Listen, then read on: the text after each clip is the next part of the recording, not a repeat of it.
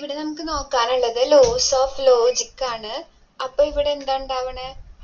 ഓരോ ലോസ് നമുക്ക് നോക്കാം. കുറെയൊക്കെ നമുക്ക് സെറ്റിൽ പഠിച്ച സംഭവമായിട്ട് കണക്ട് ചെയ്ത് വെക്കാം.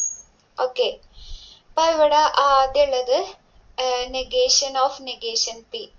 രണ്ട് വട്ടം നെഗേഷൻ വന്നു കഴിഞ്ഞാൽ നമുക്ക് അതിന് പി എന്ന് കിട്ടുക. ആ ലോനെ ലോ ഓഫ് ഡബിൾ നെഗേഷൻ എന്ന് പറഞ്ഞു. ഇനി അടുത്തത് negation of P or Q and negation of P and Q. നമ്മൾ ഓൾറെഡി സെറ്റിൽ ഈ സംഭവം പഠിച്ചിട്ടുള്ളതാണ്. എന്ത് ഡി മോർഗൻ ലോ. പി എന്തായി മാറും? നെഗേഷൻ പി ആവും. ഓർ എന്താവും? ആൻഡ് ആവും. ക്യൂ എന്താവും? നെഗേഷൻ ക്യൂ ആവും. അതേപോലെ ഈ സംഭവം എന്താ വരിക? Negation of P and Q. P എന്തായി? നെഗേഷൻ പി ആയി. ആൻഡ് എന്നുള്ളത് ഓർ ആയി. ക്യൂ എന്തായി? നെഗേഷൻ ക്യൂ ആയി. അപ്പൊ നമുക്ക് ഇവിടെ ഡിമോർഗൻ ലോ കിട്ടി. ഇനി അടുത്തത് നമ്മൾ കമ്മ്യൂട്ടേറ്റീവ് ലോ ആണ്. കമ്മ്യൂട്ടേറ്റീവ് ലോ വെച്ചാൽ നമ്മൾ പണ്ടേ അറിയുന്ന കാര്യമാണ്. A star P equal to B star A എന്നുള്ള ഫോമിലുള്ള ഇതിന്. ഇപ്പൊ പി ഓർ ക്യൂന് നമുക്ക് ക്യൂ ഓർ പി എന്ന് എഴുതിയാലും തെറ്റില്ല, രണ്ട് സെയിം ആണ്. പി ആൻഡ് ക്യൂനെയും ക്യൂ ആൻഡ് പിയും. അടുത്ത അസോസിയേറ്റീവ് ലോ. അസോസിയേറ്റീവ് ലോ കേൾക്കുമ്പോൾ തന്നെ ബ്രാക്കറ്റുകൾ മാറ്റണമല്ലോ. അപ്പൊ പി ആൻഡ് ക്യൂ ഓർ ആറ് കണ്ടോ? പുറത്ത് ആൻഡും ഉള്ളിൽ ഓറും. അപ്പൊ ഇതേ സംഭവം തന്നെ ഇവിടേക്ക് വരുമ്പോ എന്ത് വന്നു? ജസ്റ്റ് ബ്രാക്കറ്റ് മാറി. ഈ അടുത്തയില് പുറത്ത് ഓറും ഉള്ളില് ആൻഡും. അപ്പൊ നമ്മളിവിടെ എന്ത് ചെയ്തിട്ടുള്ളൂ? ജസ്റ്റ് ബ്രാക്കറ്റുകൾ മാത്രം ചേഞ്ച് ചെയ്യണ ലോനെ നമ്മൾ എന്ത് പറയുന്നു? Associative law. അടുത്ത ഡിസ്ട്രിബ്യൂട്ടീവ് ലോ. ഡിസ്ട്രിബ്യൂട്ട് ചെയ്യാൻ വേണ്ടിയിട്ട് ഇവിടെ ഓറും പുറത്ത് ഓറും ഉള്ളിൽ ആൻഡ്. അതേപോലെ തന്നെ ഇവിടെ നമുക്ക് എന്താ ഉള്ളത്?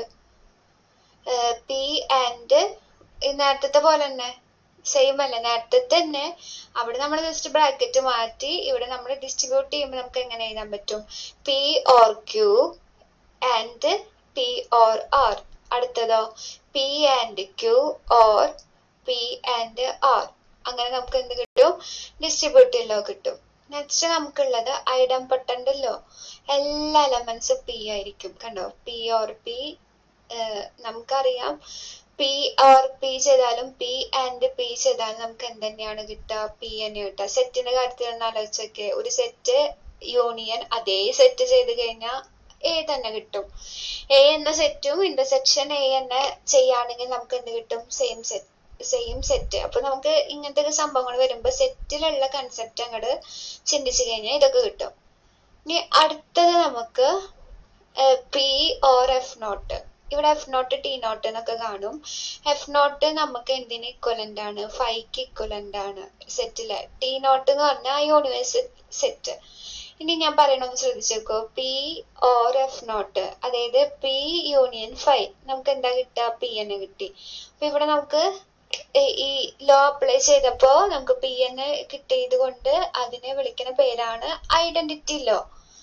അപ്പൊ നമുക്ക് തെറ്റിപ്പോണ എല്ലാ സംഭവങ്ങളും പിയിലാണെങ്കിൽ ഐഡംപൊട്ടന്റ്. നമുക്ക് ഇങ്ങനെ ഓപ്പറേഷൻ ചെയ്തിട്ട് പി തന്നെ കിട്ടി. അപ്പൊ അതിന് ഐഡന്റിറ്റി ലോ. ഇനി അടുത്തത് നമുക്ക് പി ഇന്റർസെക്ഷൻ. അതായത് ആൻഡിനെ ഞാൻ ഇന്റർസെക്ഷൻ ആയിട്ട് കാണാൻ പറഞ്ഞു. പി ആൻഡ് യൂണിവേഴ്സൽ സെറ്റ് ചെയ്ത് നമുക്കറിയാം പി അല്ലേ വരിക. അപ്പൊ ഇവിടെ തന്നെ വന്നു പി ആൻഡ് ടി നോട്ട് എന്ന് പറയുന്നത് പി. അപ്പൊ അതിന്റെ പേരാണ് ഐഡന്റിറ്റി ലോ. ഇനി ഇതുവരെ നമ്മൾ നെഗേഷൻസ് ഒന്നും എടുത്തിട്ടില്ല. അപ്പൊ നെഗേഷനെ കണ്ടു കഴിഞ്ഞാൽ അതെന്ത് law? Inverse law. P or negation P എന്ന് പറയണത് ഇങ്ങനെ ആലോചിച്ചാൽ മതി. P union negation P. Union ചെയ്യുമ്പോൾ നമുക്ക് എന്താ കിട്ടുക? ഒരു സെറ്റും ആ സെറ്റിന്റെ കോംപ്ലിമെന്റും കൂടി യൂണിയൻ ചെയ്യുമ്പോൾ ഫുൾ സെറ്റ് ആണ് കിട്ടുക. അതാണ് ഇവിടെ ടി നോട്ട്.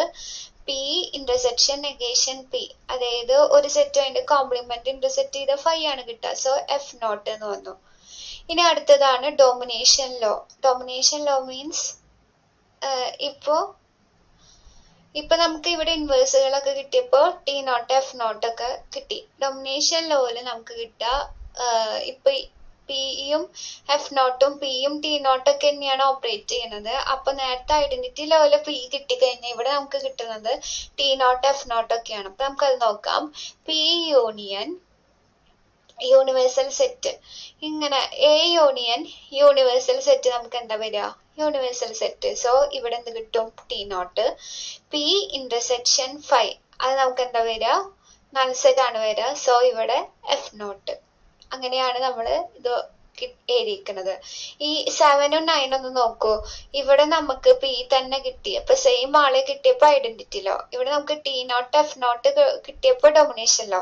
ഫുൾ ടേംസ് പിയിലാണ് നിൽക്കണമെങ്കിൽ അത് ഐഡംപൊട്ടന്റ് ലോ. പിന്നെ നെഗേഷൻ പിനെ കണ്ടു കഴിഞ്ഞാൽ അവിടെ എന്ത് ലോ? Inverse law. അപ്പൊ ഇതുവരെ ഓക്കെ അല്ലേ?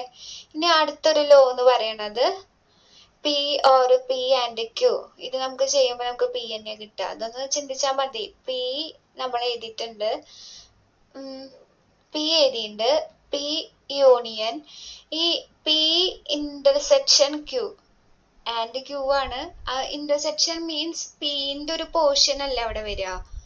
ഇത് പി ആൻഡ് ക്യൂ എന്ന് പറയുമ്പോൾ പി ഇന്റർസെക്ഷൻ ക്യൂ എന്ന് പറഞ്ഞാൽ പിന്റെ ഒരു പോർഷനാ വരിക. അപ്പൊ പി യൂണിയൻ ഇത് പി ആണ് അവിടുത്തെ വലിയ സെറ്റ്. അപ്പൊ നമുക്ക് എന്താ കിട്ടാൻ പോണത്? പി. അടുത്തത് P intersection P or Q എന്ന് പറയുമ്പോ അവിടെ പിനേക്കാൾ പി ഫുൾ ഇതിലുണ്ട്, ഒപ്പം തന്നെ ക്യൂ ഉണ്ട്. അത് പി ആയിട്ട് ഇന്റർസെക്ട് ചെയ്യുമ്പോൾ നമുക്ക് കിട്ടാൻ പോണത് പി ആണ്. അപ്പൊ ഈ ഇങ്ങനത്തെ ലോനെയാണ് നമ്മൾ എന്ത് പറയാ? Absorption law. ഇതില് നല്ല ഇമ്പോർട്ടന്റ് തന്നെയാണ്. നമുക്ക് സെറ്റിന്റെ വെച്ചിട്ട് നോക്കുകയാണെങ്കിൽ ഇത് അത്ര വലിയ ടഫ് എന്ന് പറയാൻ പറ്റില്ല, കാരണം അതങ്ങനെ കണക്ട് ചെയ്ത് വെച്ചാൽ മതി. ഇനി നമുക്ക് ഇംപ്ലിക്കേഷൻ. കണ്ടീഷണൽ എന്നാണ് നമ്മൾ കണ്ടീഷണൽ സ്റ്റേറ്റ്മെന്റ് ആണ് പി ഇംപ്ലൈസ് ക്യൂ എന്ന് വിളിക്കുന്നത്. ബൈ കണ്ടീഷൻ ആകുമ്പോൾ ഇങ്ങടും കൂടി ഉണ്ടാവും. അപ്പൊ പി ഇംപ്ലൈസ് ക്യൂന് എന്തുകൊണ്ട് ഇക്വലന്റ് ആണ്? നെഗേഷൻ പി ഓർ ക്യൂന് ഇക്വലന്റ് ആണ്. ഇതില് ഇതാണ് ഭയങ്കരമായിട്ട് ഇമ്പോർട്ടന്റ്. നമ്മൾ കുറെ സ്ഥലത്ത് എന്ത് പ്രൂവ് ചെയ്യാൻ ചോദിച്ചാലും ഈ ഒരു സംഭവമാണ് നമ്മൾ കൊടുക്കുന്നത്. അപ്പൊ അങ്ങനെയാണെങ്കിൽ പി ഓർ ക്യൂ ഇതിനോട് ഇക്വലന്റ് ആണെന്നാണ് ചോദിക്കുന്നത്. അപ്പൊ ഞാൻ ഇവിടെ നോക്ക്, നെഗേഷൻ പി ഓർ ക്യൂ എപ്പോഴും വന്നേ? P implies Q. അപ്പൊ ഈ നെഗേഷന് പോണ എനിക്ക് അതല്ല പെയിം. അപ്പൊ അതിനെന്ത് കൊടുത്താൽ മതി? Negation P or Q. ഈ പിക്ക് പകരം നെഗേഷൻ പി കൊടുത്തു കഴിഞ്ഞാൽ പി ഓർ ക്യൂ കിട്ടും. ഞാൻ അടുത്ത എനിക്ക് വേണ്ടത് പി ആൻഡ് ക്യൂ ആണ്. അപ്പൊ പി അപ്പൊ നമുക്ക് അതെങ്ങനെ കിട്ടും? Negation of P implies negation Q. ഇതില് ഇതൊന്നും നമ്മൾ അധികം യൂസ് ചെയ്ത് കണ്ടിട്ടില്ല. എന്നാൽ ഇതാണ് ഏറ്റവും കൂടുതൽ എന്ത് വരണത്? അതില് ഇമ്പോർട്ടന്റ് ആയിട്ട് വരണത്. പിന്നെ ബൈ കണ്ടീഷണൽ സ്റ്റേറ്റ്മെന്റിന് നമുക്ക് എങ്ങനെ എഴുതാം? P if and only if ക്യൂനെ P implies Q and Q implies P എന്ന് പറഞ്ഞിട്ട് എഴുതാം. അതുപോലെ തന്നെ negation of P if and only if ക്യൂനെ P if and only if negation Q. ഇതൊക്കെ ലോജിക്കലി ഇക്വലന്റ് ആണെന്നാ പറയണേ.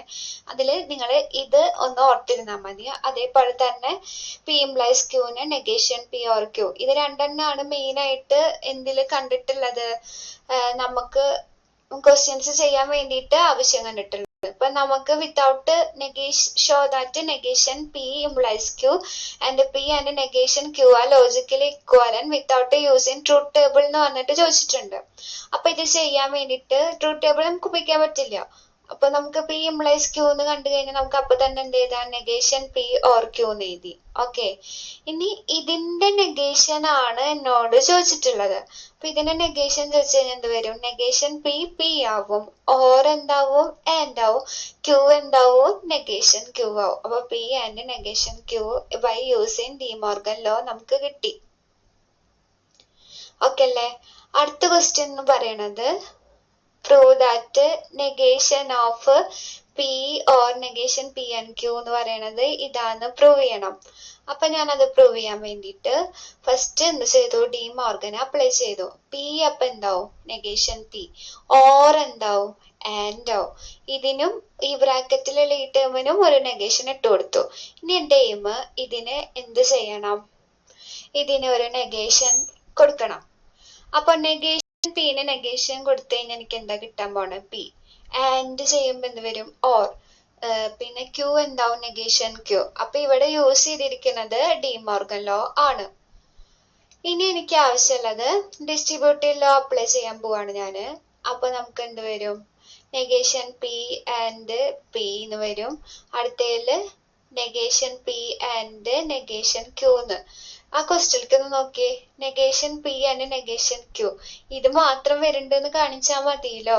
അപ്പോ നമുക്കറിയാം ഞാൻ സെറ്റിലുള്ള കാര്യം ആലോചിക്കാൻ പറഞ്ഞു.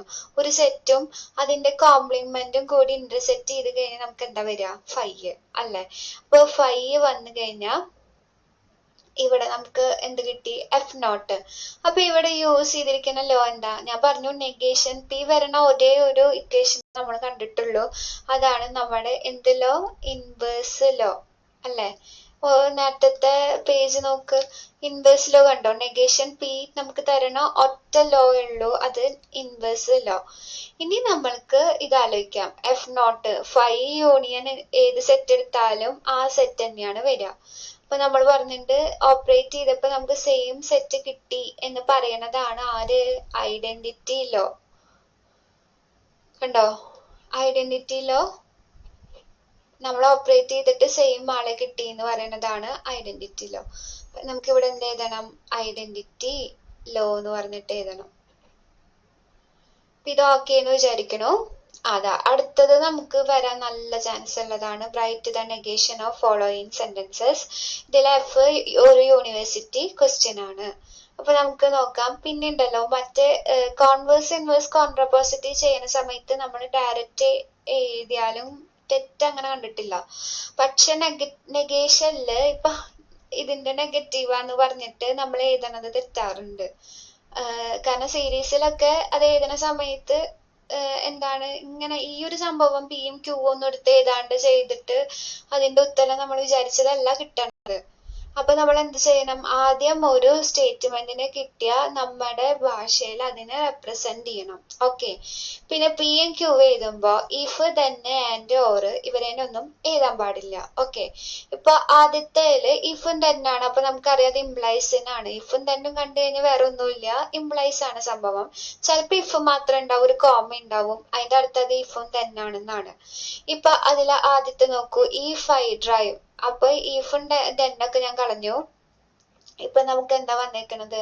പി എന്ന് പറയണത് ഐ ഡ്രൈവ്, ക്യൂ എന്ന് പറയണത് ഐ വിൽ വാക്ക്. ഇതിൽ നെഗേഷൻ എഴുതാൻ പാടില്ല. ഓക്കെ. അപ്പൊ നമുക്ക് നെഗേഷൻ ഇല്ലാത്തോണ്ട് ക്യൂ എന്താന്ന് കിട്ടി? I will walk. അപ്പൊ ശരിക്കും പറഞ്ഞാൽ നമ്മുടെ സ്റ്റേറ്റ്മെന്റ് എന്താണ്? P implies negation Q. അപ്പൊ ഇതിന്റെ നെഗേഷൻ ആണ് നമ്മളോട് ചോദിച്ചിട്ടുള്ളത്. അപ്പൊ ഇതിന്റെ നെഗേഷൻ കണ്ടുപിടിക്കാൻ വേണ്ടിയിട്ട് പി ഇംപ്ലൈസ് ക്യൂനെ നമുക്ക് എങ്ങനെ എഴുതാം? നെഗേഷൻ പി ഓർ ക്യൂ എന്ന് എഴുതാം. ഞാൻ പറഞ്ഞില്ലേ ഈ സാധനം നന്നായി പഠിക്കണമെന്ന്. അപ്പൊ ഇവിടെ നമുക്ക് എന്താ വരിക? പി എന്തായിട്ട് മാറും? പി നെഗേഷൻ പി ഓർ ഇവിടെ നമുക്ക് ഓൾറെഡി ഉള്ളത് നെഗേഷൻ ക്യൂ ആണ്. അപ്പൊ ഇവിടെ പി ഇംപ്ലൈസ് ക്യൂ ആയപ്പോ ക്യൂനെടുത്ത് എഴുതി. അപ്പൊ ഇവിടെ എന്താണ് വരുന്നത്? Negation Q. നേരത്തേല് നമ്മൾ പഠിച്ചു വെച്ചിട്ടുള്ളത് പി ഇംപ്ലൈസ് ക്യൂ ആയിരുന്നു. അതിന് നെഗേഷൻ ഇല്ല, ഇവിടെ നെഗേഷൻ ഉണ്ട്. ഇനി നമ്മൾ നെഗേഷൻ അപ്ലൈ ചെയ്യുമ്പോ എന്ത് വരും? പി ഓർ എന്താവും? ആൻഡ് ആവും. നെഗേഷൻ ക്യൂ എന്താവും? ക്യൂ ആവും. അപ്പൊ പി ആൻഡ് ക്യൂ ആണ് ആൻസർ. അപ്പൊ എന്തായി? I drive and I will walk. കഴിഞ്ഞു. ഇനി അടുത്തത് രണ്ട് സെന്റൻസുകളാണ്. Miguel has a cellphone and he has a laptop.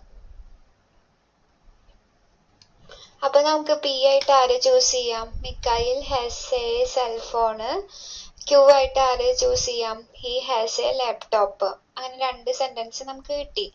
അപ്പൊ ഇവിടെ ശരിക്കുള്ളത് പി ആൻഡ് ക്യൂ ആണ്. നമുക്ക് അറിയേണ്ടത് നെഗേഷൻ പി ആൻഡ് ക്യൂ ആണ്. അപ്പൊ നമുക്ക് എന്താ കിട്ടുക? Negation P or negation Q. നമ്മൾ പി ആയിട്ട് സെലക്ട് ചെയ്തത് എന്താണ്? മിക്കായിൽ ഹാസ് എ സെൽഫോൺ എന്നാണ്. അപ്പൊ അതിന്റെ നെഗേഷൻ എന്ന് പറയുമ്പോ എന്ത് വരും? മിക്കായിൽ ഹാസ് നോ സെൽഫോൺ. ഇനി അടുത്ത സാധനം ഓർ ആണ്. ഓർ എന്താവും? നമുക്ക് ആൻഡ് ആയിട്ട് മാറും. അയ്യോ, ഇവിടെ എന്താ ഉള്ളത്? ആൻഡ് ആണുള്ളത്. ആൻഡ് അപ്പൊ എന്താവും? ഓർ ആവും.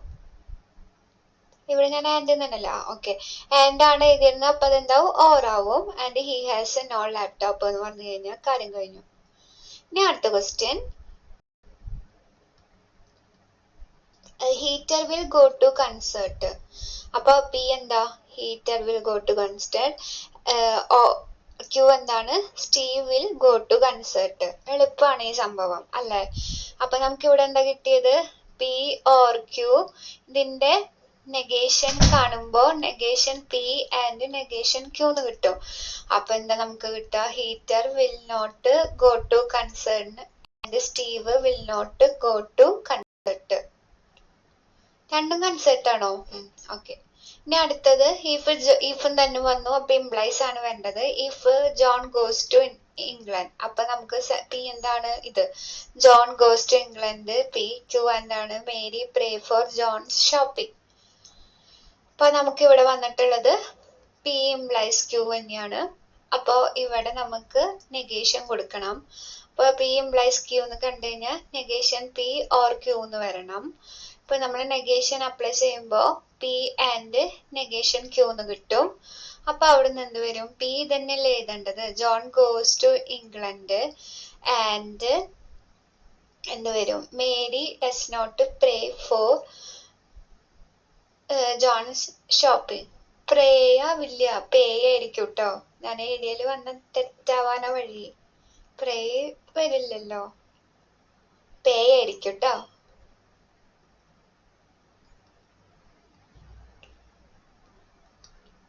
ഇനി അടുത്ത question. He swims if and only if water is warm അല്ലേ? അപ്പൊ he swims, if and only ഇഫിനെ നമ്മൾ അധികം കണ്ടിട്ടില്ല. അപ്പൊ ദേ അതും വന്നു. അപ്പൊ ആദ്യത്തെ പി ആയിട്ട് എന്ത് എഴുതാം? He swims the water is warm. അപ്പോ നമ്മള് ഇതിന്റെ എന്താ വരണേ നമുക്ക് നോക്കണം. അപ്പോ negation of P if and only if ക്യൂന് എന്തുകൊണ്ട് ഇക്വലന്റ് ആണ്? P if and only if negation Q. Okay, ഇത് അപ്പൊ നമുക്ക് അറിഞ്ഞിരിക്കണം.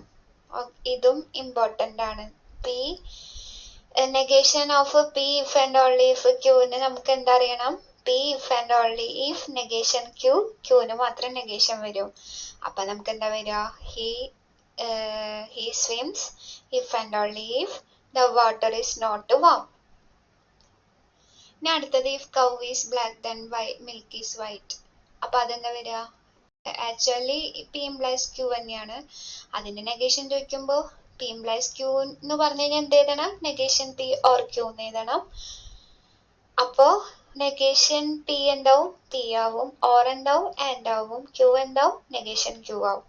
നമ്മുടെ പി എന്താണ്? Cow is black. ക്യൂ എന്താണ്? Milk is white. അപ്പൊ ഇവിടെ എന്ത് കിട്ടി? Cow is black and milk is not white. എവിടത്? ആൻസർ അവിടെ കാണാനില്ല. ഞാൻ എഴുതിയിട്ടില്ല. അതാണ് ആൻസർ. ഇപ്പൊ നമുക്ക് കാണേണ്ട ആവശ്യമില്ലല്ലോ.